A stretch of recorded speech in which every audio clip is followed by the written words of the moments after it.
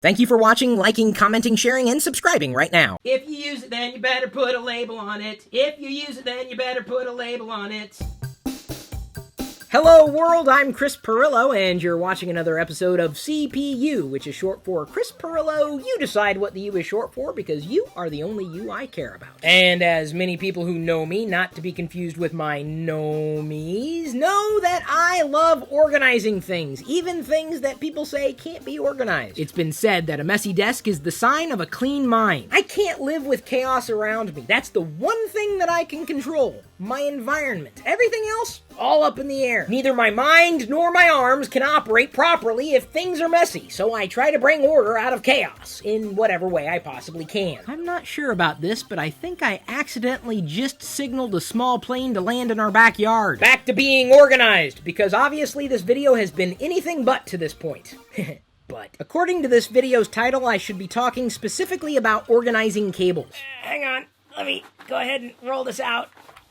It's kind of long. This is hollow plastic tubing, which can be sliced and diced in a variety of lengths and accommodate a number of cables inside. I use this in spots where otherwise cables would be exposed. And I've got a roll that never wants to seem to end, but I know at some point it will. And then at that point, I'll get more. You too can get some tube in either black or white by using the links in this video's description. If you've seen any of my daily vlogs, chances are you've seen that black tubing before. What if you're in a situation where you're not necessarily concerned about concealing a cable or series of cables together, you just wanted to make sure that they were wound up tight and organized, or as organized as they possibly could be. At that point, you need some Velcro. After all, this looks a hell of a lot cleaner than a twisty tie. I've got this thicker Velcro and this thinner Velcro. And between the two, I actually prefer the thinner one. It may not be as strong, but it gets the job done. Let's go ahead and take a look at the difference. Ugh.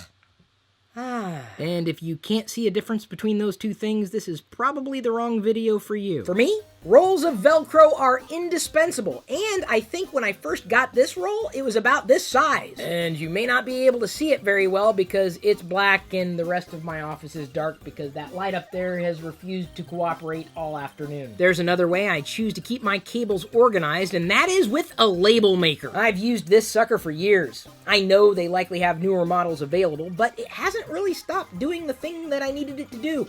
Make labels. If you take nothing else away from this video, let it be that you need to start labeling your cabling. Otherwise, you'll end up with a gigantic drawer or two with orphaned cables. You'll have no idea where that cable originally came from.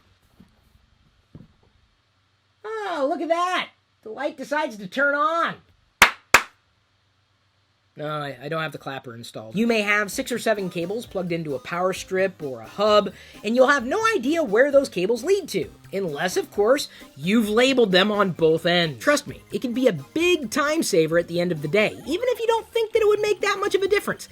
It will. Just save yourself some frustration in the future. Pick up a label maker. Start labeling other things if you want to. Can anybody out there tell me what this adapter went to? I can, because I put a label on it, and apparently I no longer have that device. And it's like that hit Beyonce song, if you like it then you better put a label on it, if you like it then you better put a label on it.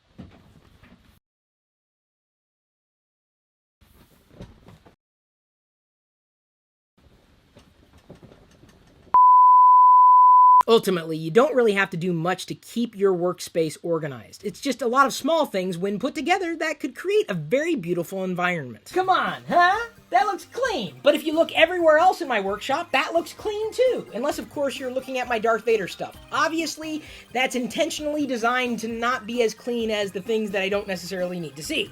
Like cables. Be proud of the things that you choose to surround yourself with, and there's no better way of showcasing your pride than keeping things clean. Oh, and I almost forgot my #1 cable organization tip of them all. Go wireless whenever possible. If you have any other cable organization tips or organization tips in general, please share them with us as soon as you possibly can. Right now. But at this point, I'm going to leave you to your own devices.